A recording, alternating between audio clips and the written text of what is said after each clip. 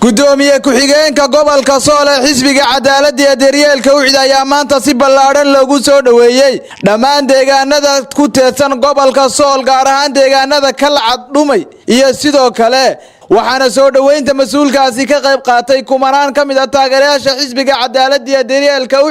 ee taageeraha buuxa ka haysta gobolada Sool Sanaag iyo Cayn waxa mas'uulkaas soo dhaweyntiisa kadib uu la hadlay taageerayaasha xisbiga cadaaladda iyo daryeelka u ee deegaanadaasi isagoo sheegay haddii ay codkooda ku caawiyaan inuu wax badan u qaban doono xisbiga cadaaladda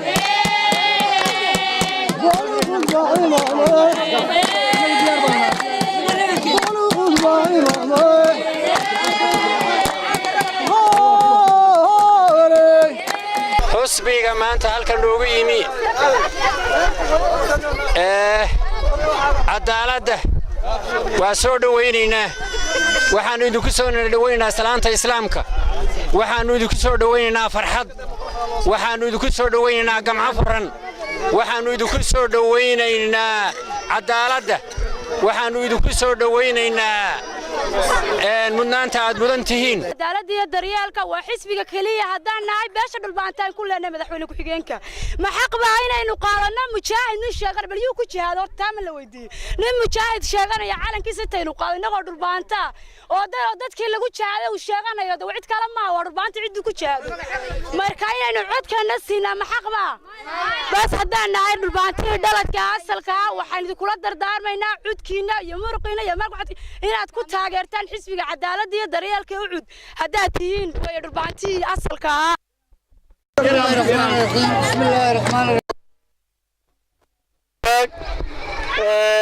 waxaan maanta u dabaaldegaynaa maalinta toddobaad ololaha xisbiga ucid anoo ku hadlaya magaca xisbiga ucid gudoomiye ku-xigeenka maanta waxaanu joognaa waa dabataag waadna aragtaan isu soo baxa ka dhacay madashani waa madashii nabadda waa madashii ugu horreysay midoobay beelihii ku dagaalamay ay ku midoobeen kuwaa la baryeen waana ku mahadsan yihiin taariikhna waa loogu hayaa maanta waxaan idin wadnaa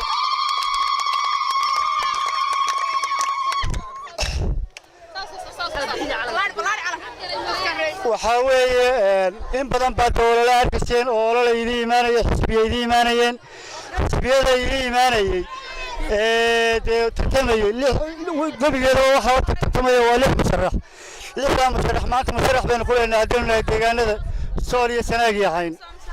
6 xubnood ee tartamaya madaxweyne iyo madaxweyne ku-xigeen u tartamaya waa markii ugu horreysay 27 sano ee jamhuuriyadda Soomaaliland ay jirtay aynu yeelano musharax madaxweyne ku-xigeen waxaynu furaynaa insha Allah xafladii aynu isugu nimid waxaynu joognaa Dhumay haddaynu joogno waxaanu anagu ka soconaa oo wufuud ka nahay xisbiga heer qaran ee xisbiga cadaaladda iyo daryeelka waa xisbiga astaantii saad arkaysaan ba ay ku tala tawxiid kafad iyo miisaan u xaliyay cadaaladda wax lagu dhaqo dad oo ka qaalisan ma jirto in wax ka qaalisan oo cadaalad kafad iyo miisaan lagu dhaqaa ma jirto waxa inta ay dheer aan idin xasuusinayaa oo idin sheegaya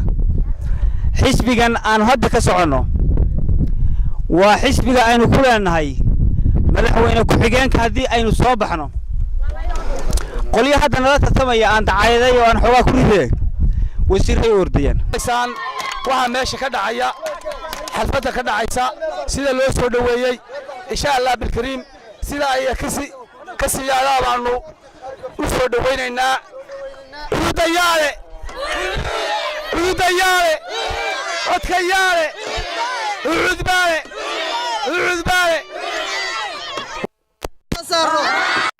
reedaba taageero maanta soo ucud ma soo saaro xoogama soo codkeena ucud ma siino alxamdulillah rabbil aalamiin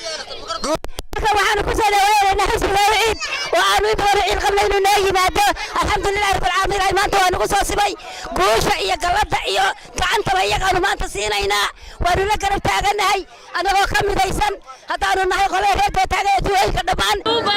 u jeel qabnay guusha yaale soo ma daaranno soo codkeena ma siino wabillahi tawfiiq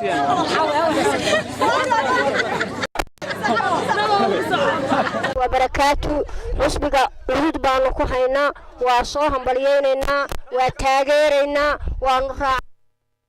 ومحمود هذا أسكر محمود قري سومال نيوز تي في ديجان كدوما يا قبل كسول